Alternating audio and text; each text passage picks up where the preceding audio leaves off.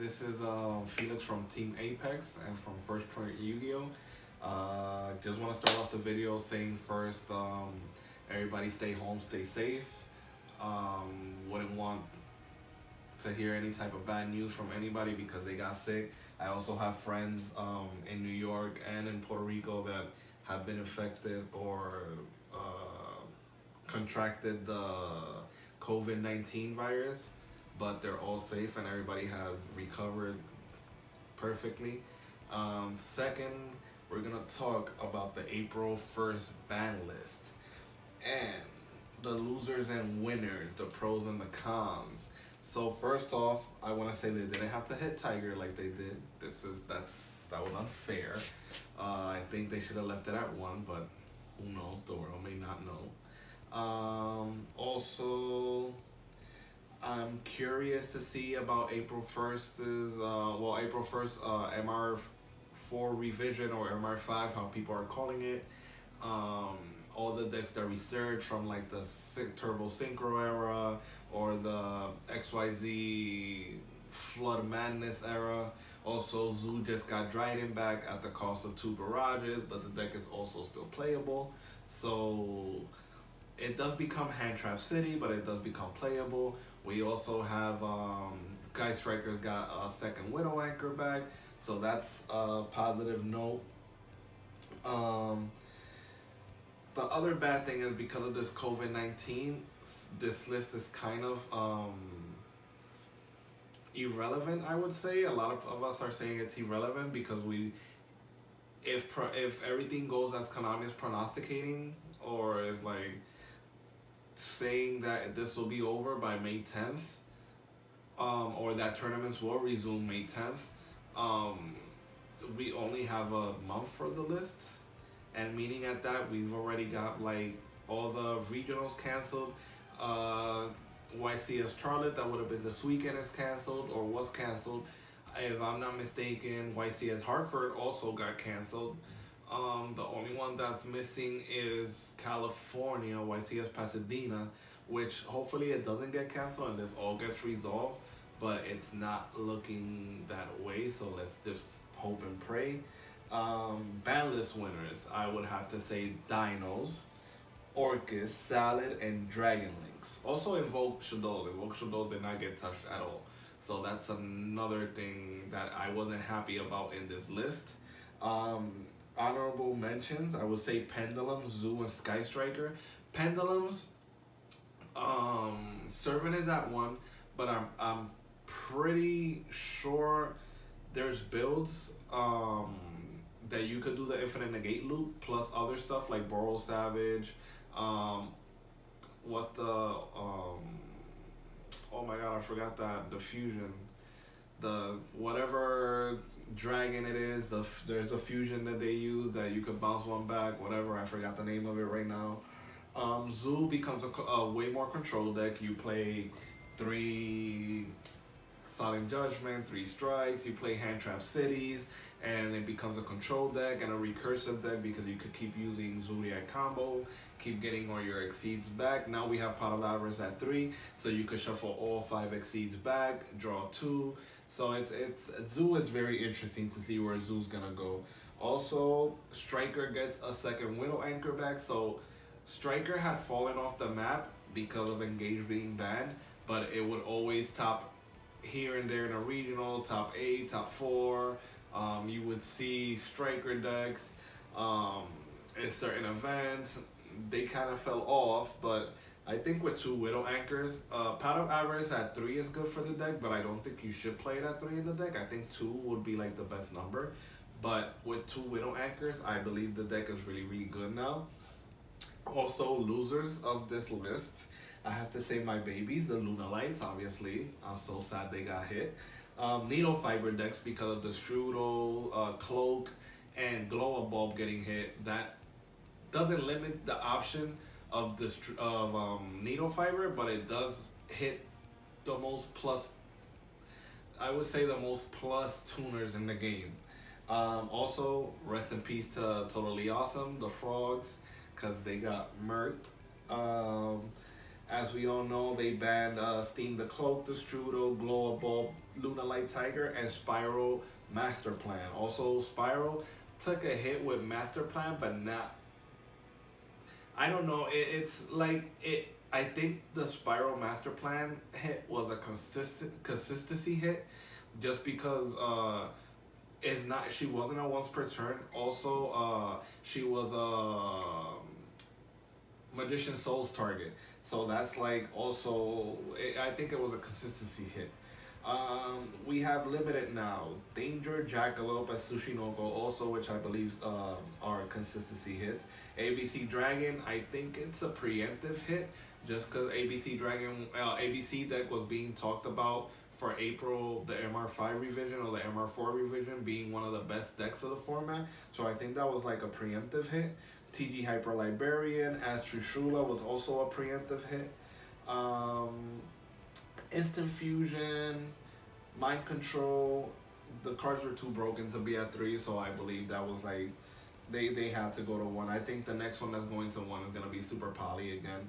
Barrage going at 1. Obviously, they gave back Zul the Dryden, so they didn't want to have 3 Barrage. They didn't want to go back to 2016, 2017, 2015, 2016 Zeus. They didn't. Konami didn't want that again. Also, semi, we have Destiny Hero Malicious and Widow Anchor. We already talked about Widow Anchor. Malicious, I think, is a consistency hit for heroes. Also, it's a part of the Dark Warrior toolbox, so they're trying to limit that because obviously 3 Malicious is 2 random level 2 tuners give you rank 8s and rank 6, rank 8 or rank 7s play synchro plays. So I think that's what they try to hit. Deep Sea Diva, Necroface, Drone, Spiral Gear Drone, and Pot of Avarice being a 3. So Deep Sea Diva, I'm pretty sure is like everybody else is saying, is to sell the new Deep Sea archetype that's coming out. Necroface, because it really wasn't doing a lot in the format, and they're trying to see if people can still come up with broken strategies for Necrophase.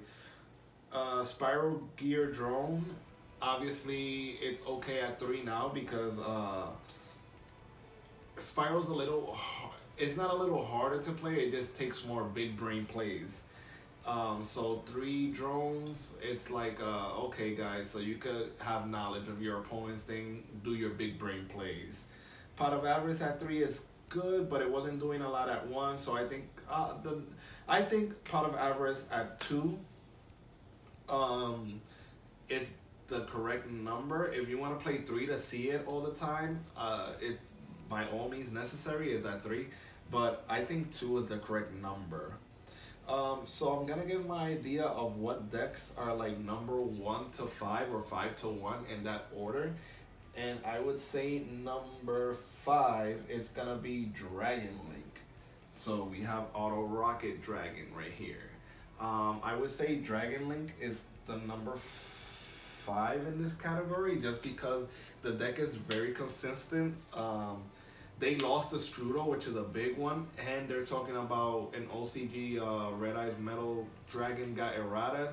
So I don't know if that's coming to TCG, but I have Dragon Link as one of the top 5 decks of this format. Number 4, I would have to say Shadow Invoke, just because Shadow Invoke can still put out powerful boards. Also, it's I was watching. Shout out to Andre from Colombia. He's part of TCG Collectible. He has a deck profile on Pure Shadows, and it's true what he says. So basically, if you're playing El Shadow Fusion in your opponent's turn, it's like you're having a main phase 3, just because it lets you play chainable effects and lets you summon on your opponent's turn. So it's like considered to have a main phase 3. If you want to go to the TCG Collectibles page and watch his deck profile for the 225th Brazil YCS, the deck he was gonna play, Pure Shadow, it's very interesting the way he explains it, cause it's like so the way he explains it is that if you El Shadow Fusion in your opponent's turn, that's a main phase 3. Because you're playing, let's say you use 2 darks to make wind on your opponent's turn, which is the correct play. Depends what you send. You have other plays. You can either draw with beast. You could pop one with dragon. You could send another one with fusion, with squamata. You could set one with Ari, with one of the new ones. It's the way he explains it. It opens up your big brain plays to another capacity. So I would say that's number four. Number three, I would say Salaman Great, just because Salad was already one of the most consistent decks in this format in the past one. As you saw, shout out to Luxury Gaming and Hani and Nick and them. They had a online big tournament, 224 players, and the finals was two Salad decks. So it's like it shows you that the deck it's consistent and it could grind. It has recursion. So by that means, Salad would definitely be my number three pick for the deck. Top five best decks of the format. Number two would have to be Orcus. Yes, that's an OT thing here soon. Would have to be Orcus, just because Orcus with Union Carrier play, you can end on Union Carrier and Buster Whelp, which lets you your opponent cannot special summon from the extra deck, and then you end up with Crescendo. Also, if you play it correctly, there's an ultimate field that you end up with IP IP then Gyursu with Buster Whelp, Galatea or Longarisu to have your Crescendo play, and you have an IP play to go into Unicorn or go into Avermax or Appaloosa, yada yada yada, whichever scenario fits you the best. So I definitely put Orcus as the number two deck of the format. And as no surprise to nobody, the number one deck I have in the format is Dinos. I will explain why Dinos. Dinos because it was already consistent in this in the past list. It has OTK factor, it has control factor, it could play Mystic Mind without no problem of affecting itself. Ultimate Conductor Torino is a really, really good card. They have Oviraptor to 3, they have Babysaurus to 3. Double Evolution Pill is now everywhere because of dual overload. So it's like, I believe, and that's not without talking about cards that back it up like Doka, Lagia. They could go into, I seen a version going into the Trish, well before April because Trish is at 1 in April. Before Trish, it was going into Trish triple hand loop. So Dinos has a versatility and it has recursion, it has consistency, it has OTK factor, it has control factor. I say Dino has the best all-around game in this list, but again, we're going into uncharted territories because the new Master War revision. But I think Dinos is the number one deck to beat this format, if we have this format, because again, if we go by what Konami's saying, May 10th is when the tournaments are going to start, or at least even locals can start running OTS tournaments, and that would mean this list is only going to be viable for a month. Guys, so that would be it. Shout out to Imperial, the guys from Imperial Gaming. Alex and Art wanna tell everybody to stay safe and stay home. That they can't wait to see you guys again. It's in Southington, Connecticut. In case anybody that sees my video wants to go to there. Shout out to Apex, Team Apex Performance, my boys Joey, Hornez, Pat, Sammy, Sterling, Javi. There's a lot of you guys. I can't remember your name. Oscar right now. Fred. The list goes on and on. Nothing, guys. Also, for if you're on the CT, on the locals CT page, I will be throwing a tournament this weekend. I don't know yet if it's for a box of Secret Slayers or if it's for a Crystal Needle Fiber, but we will check you guys sometime during the weekend. And that would be all, guys. Stay safe and stay home.